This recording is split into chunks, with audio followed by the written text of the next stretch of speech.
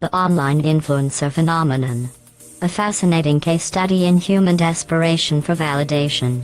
Skincare enthusiasts, with their intricate product reviews and pseudoscientific explanations, have created a lucrative industry built on the notion that individual experiences and anecdotes are worthy of authority.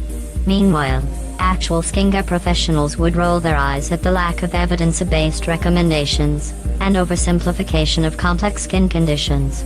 And then there's the fridges. The revered art of restocking shelves.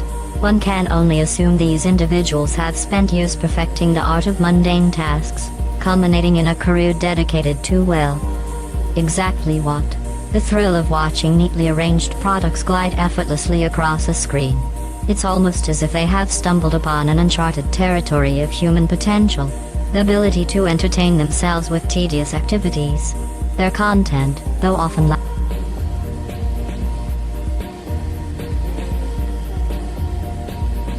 The Amateur Hour. Let's dissect these influencers and their contributions to society.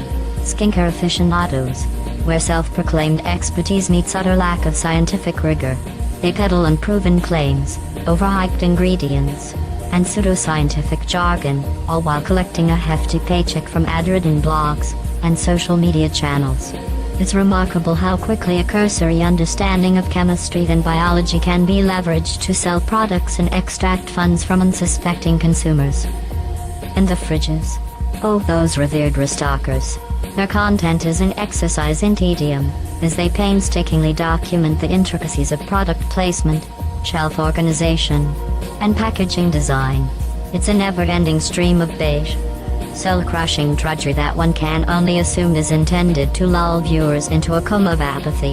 Where is the intellectual curiosity? The passion for innovation?